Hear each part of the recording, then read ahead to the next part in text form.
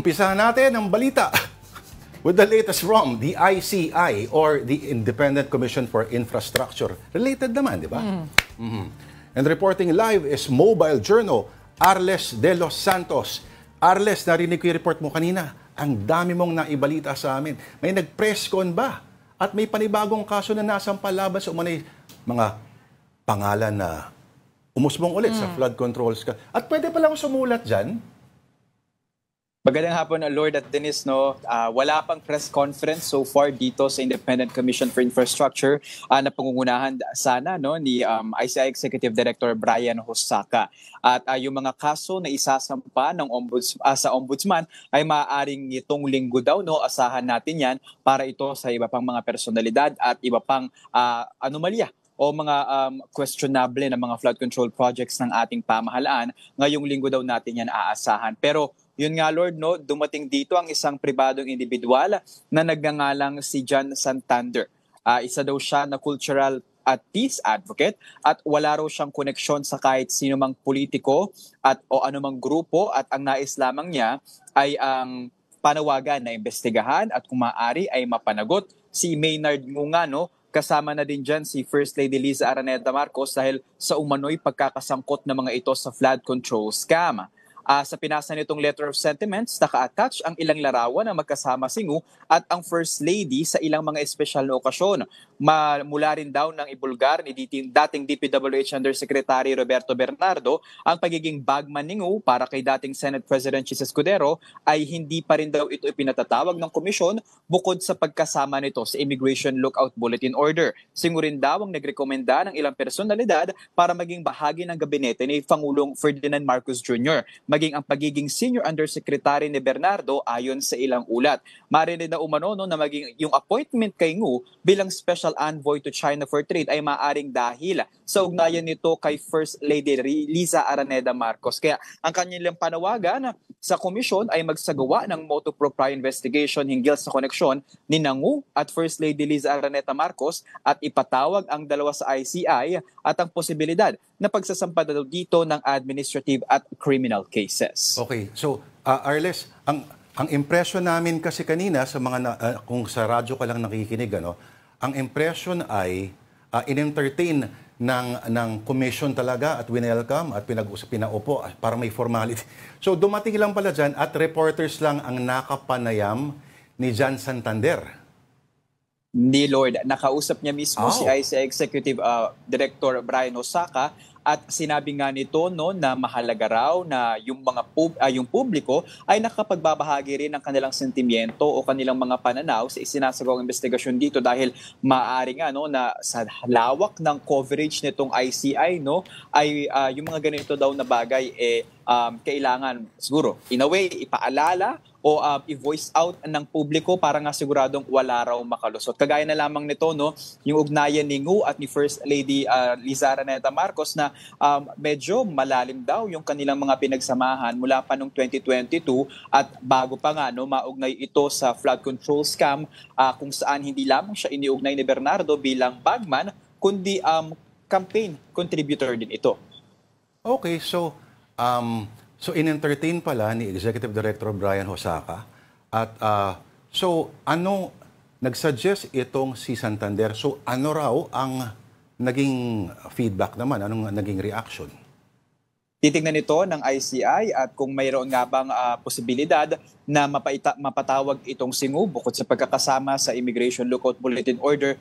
Pero ang malaking tanong ay kung makakita nga ba ng probable cause itong koneksyon ng dalawa ay patatawag nga rin ba ng ICI si First Lady Liza Araneta Marcos. Okay, so ano pala ang mga pwede pala yung ganyan, Pumupunta lang at magbibigay ng letter. Pero letter ba mo, ano bang, may formal bang proseso para dito, Arles?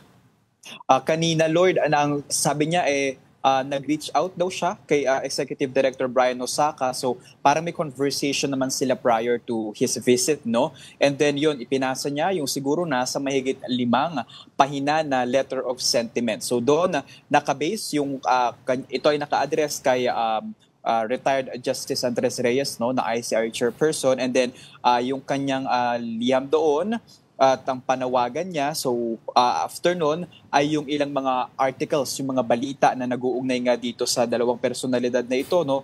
And then ayan, makikita ninyo sa screen yung mga pictures daw. Kaya daw bukod dyan, yung inaasahan nila, makukonsider nga daw at matitignan ito ng ICI.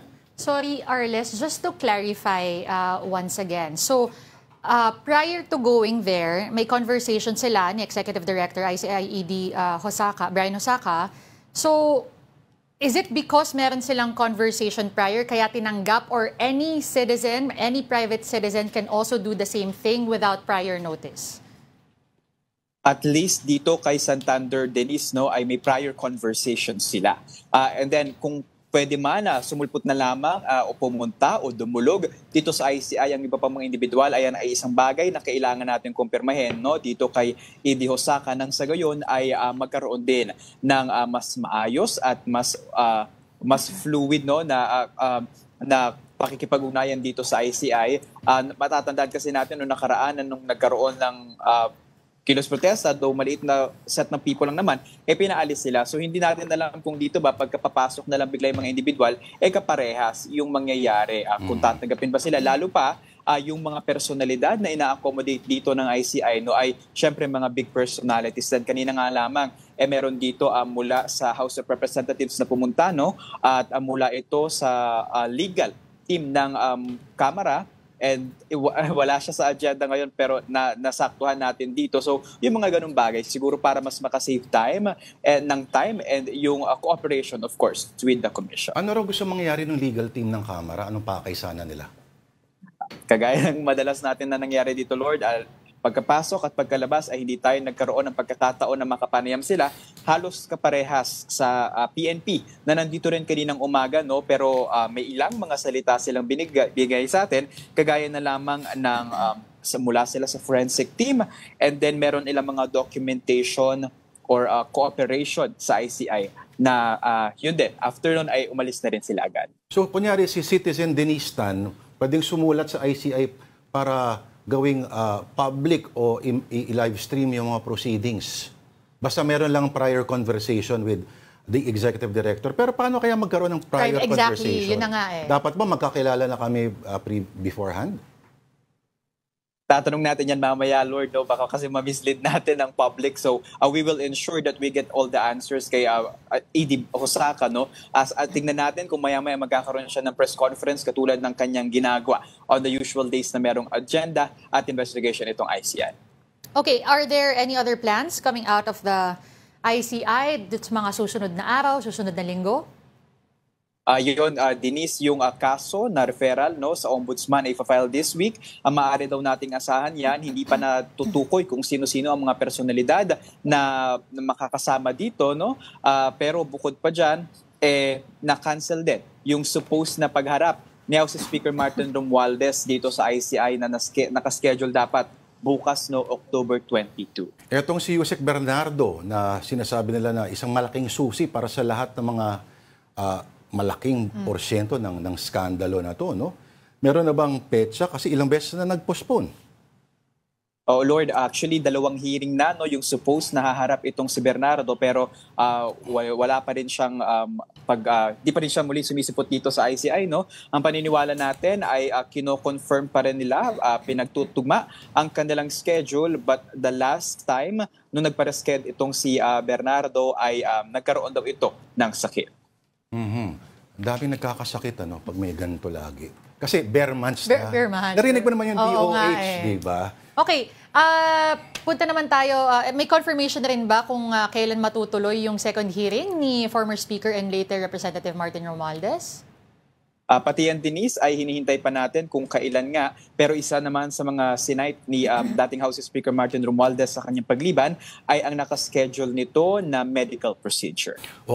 Habol lang ako, Arles, kasi nung isang major issue na kausap nila Manong Ted Filon, yung isang watchdog. At na-confirm na rin ng isang reporter natin na yung isang major issue nila sa mga press conference, diyan sa ICI, Arles, minamadali, tapos limitado yung mga tanong ninyo. Parang nagmamadali raw palagi ang mga press conference. Lalong-lalo na ng Executive Director. How true? Actually, Lord, medyo kapansin-pansin naman no, yung haba ng mga press conference.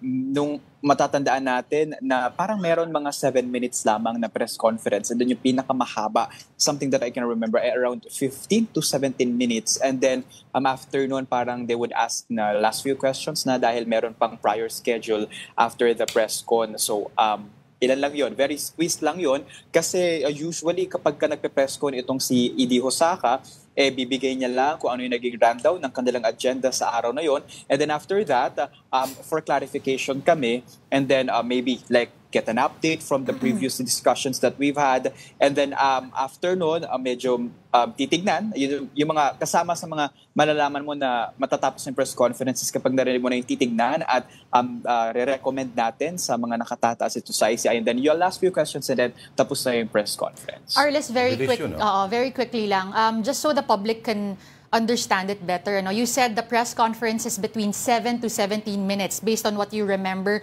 If you can compare it to other press cons, gaano katagal yung iba kumpara dito? At least when we covered yung House of Representatives, then is mga nasa 30 minutes. But that's because broader issue, no? But we're seeing the probability na medyo mas maikli yung press conference ng ICI dahil sa bawat araw ay may nakatakda lamang silang mga agenda and then we will just revolve around that topic. But I think what makes it even shorter is hindi natin nakukuha yung mas mga specific and flow ng mga pagdinig na isinasagwa dito sa ICI, no? But of course, if we have the chance to listen and maybe like in a way decipher kung ano yung mga nangyayari at napag-uusapan sa loob, we can, like, alam mo yun, pagbabanggain natin yung facts and yung mga statements ng ibang mga personalities. But at least, what we can ask lang ay, aside from the short agenda plan today and then like follow-up questions lang. Arles, with all due respect, habang mas may opacity, habang mas hindi natin nakikita o naririnig ang nangyayari, mas feeling ko dapat mas mahaba ang tanungan. Kasi hindi nga natin nakikita, hindi natin nasusundan. Anyway, thank you for the updates ng ating mobile journal. Arles de los Santos reporting live from the ICI headquarters in Taguig. Thank you, Arles.